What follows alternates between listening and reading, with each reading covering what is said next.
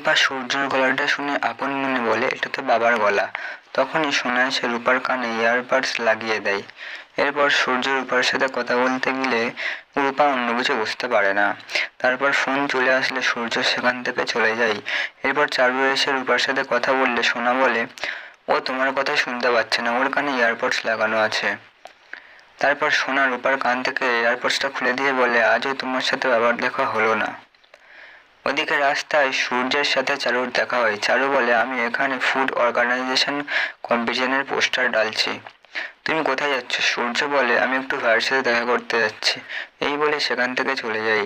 সেখান থেকে জয়ের কাছে এসে বলে, তোর কি সমস্যা হয়েছে আমাকে বল।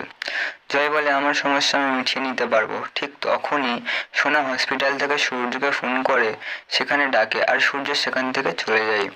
এরপর দীপা সূর্যকে অড়িঘড়ি অবস্থায় হসপিটালে যেতে দেখে দীপাও সূর্যকে ফলো করে সেখানে যায়। তারপর সূর্য সেখানে আসলে সোনা রূপাকে বলে, আমার বাবা হার্টের সার্জারি, আমার বাবার নাম ডক্টর সূর্য সেনগুপ্ত। একথা শুনে রূপা সূর্যের কাছে গিয়ে বলে, মা কোথায়? পাশ থেকে সোনা বলে, আমার মা মরে গেছে। এসব কথার মধ্যে সূর্য রূপাকে বলে, আমার কোথাও একটা টান অনুভব হচ্ছে, তুই কি আমার রূপা মা? কিন্তু রূপা কোনো কিছু বলে না। এরপর সাক্ষ্যদীপ বাবু ওখানে আসলে রূপা বলে, আমাকে ঠিক বলেছিলে, আমার অলির সাথে বন্ধুত্ব করা ঠিক হয়নি।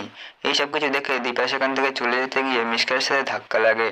তারপর মিশকা তাদের কথা শুনে বলে, এরা কারা? এরা সবার নাম পাল্টে ফেলেছে কেন? আমাকে সেটা জানতে হবে, এরপর কিছু একটা করতেই হবে। এরপর সোনা সূর্যকে বলে, তুমি জানো না আমার বোন মরে গেছে, তো তুমি ওর কথা কেন বললে? এই নিয়ে রাগারাগি করে সেখান থেকে চলে যাই। হ্যাঁ বন্ধুরা, এর পরের এপিসোডগুলি অত্যন্ত গুরুত্বপূর্ণ। বন্ধুরা, এর পরের এপিসোডগুলি দেখতে হলে সাবস্ক্রাইব করুন।